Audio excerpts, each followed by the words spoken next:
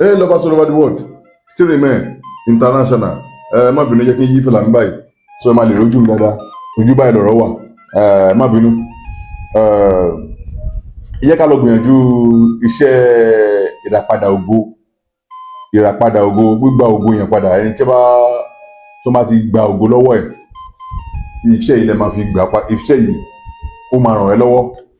Ìgbà mẹ́rin wà tẹ́ bá rí pé ẹ ti ṣe kò lọ bó ṣe yẹ kẹ́ kó lọ, ọmọ ìyá mi wọ́n kọ́kọ́ find out o kó mọ̀ bóyá wọ́n gbogbo ẹ ní àbí wọ́n gbogbo ẹ, because táyé bá tamper kádàrá èèyàn kò ní sí ìlọsíwájú ní ìgbésí ayé èèyàn.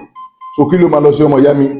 Ẹ jẹ́ ká lọ wá ewé àlùpàídà. Wọ́n pe ewé kan ní ewé àlùpàídà. Ẹ jẹ́ ká lọ wá epo ọ̀bọ̀ díẹ̀, ewé àlùpàídà díẹ̀, epo ọ̀bọ̀ díẹ̀, ẹfun díẹ̀, osùn díẹ̀, èédú náà gbogbo alámọ̀ èédú náà díẹ̀. So ẹ wá gún gbogbo ẹ̀ papọ̀, ẹ gún dáadáa, ẹ gún wá kúná. Ẹ bá ti gún bá ti kúná, ẹ wá pò mọ́ ọṣẹ. Ẹ lè gún ní orí ọlọ lẹ máa ti gún, àbí kẹ́ lọ lórí ọlọ. Ẹ bá ti lọ lórí ọlọ, ẹ máa pò mọ́ orí ọṣẹ tó pọ̀ dáadáa. Ẹ máa pò sẹ, ẹ bá ti wá pò mọ́ ọṣẹ yẹn, ọmọ ìyá mi, ẹ bá mi share fídíò yìí, because àwọn kan yẹn sìn mo snap ẹ lórí nínú ìwé mi ni mo snap ẹ láti, because mi ò lè máa gbé gbogbo ìkan sórí, mi ò lè máa gbé sórí ẹ máa jẹ òun ní mo ṣe bá yín sọ̀rọ̀ sórí fọ́ọ̀tà mi, mo gbélé sórí ẹ fẹ́ pa mí ni. Ẹ wo iṣẹ́ tí mo pèsè kọ́ yín sì máa post lọ́la sí mo ṣe gbé sórí náà nìyẹn.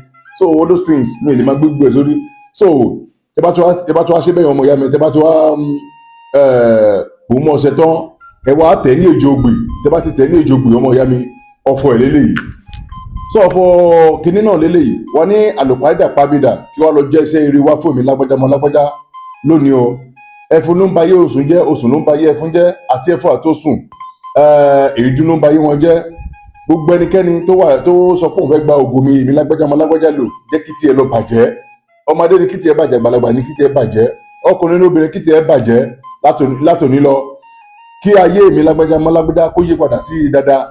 Kí n kọ́lé mọ́lé, kí n ralẹ̀ mọ́lẹ̀, kí n ra mọ́tò mọ́ mọ́tò, kí eré gbéga mọ́ gbéga. Ejògbè lọ gbé eré mi lágbájá mọ́ lágbájá wá fún mi lágbájá, ẹ wá gbé eré mi lágbájá lọ gbé eré mi wá fún mi láti òní lọ. Ọ̀sán ló ní kí ọ̀rọ̀ mi ṣe bẹ́ẹ̀ láti òní lọ. Ọwọ́ aṣàdúrà sí gbogbo àdúrà tó bá ń wẹ̀. Ọmọ ìyá mi bá mi share fídíò yìí, kò ná ẹni kankan láti share sórí kíní ẹ. Gbogbo àwọn most of àwọn èèyàn tí gbogbo bí mo ṣe ń kọ́ ẹ pásítọ̀ ẹ ó ń wò ó ń ṣe ìwọ́n ṣe kọ́ ọ lẹ́rọ̀ òun wò pásítọ̀ tó rí ohun pásítọ̀ ẹ ò ní mo sọ yìí wọ́n ṣe. Mẹ́lẹ̀ máa sọ àti gbogbo àṣírí síta náà, ṣé gbogbo àṣírí mo gbọ́dọ̀ máa sọ́ta awo ni mí, awo. I am reformed Ògbóni fraternity. Ṣé ń gbọ́ mi? So awo ń sọ sí ọ̀rọ̀ síta tó bá wù ẹ́ kó ṣe bá wù ẹ́ kó wọ́n ṣe life ẹ̀ ní life. Ọkọ mi o, mo ti ju tèmi lẹ̀, mo ti lọ. Ọmọ ìyá mi share fídíò yẹn, tó bá wù ẹ́ kó lanú lẹ̀ kó má ṣe, ìwọ ló mọ̀. Ó dàbọ̀.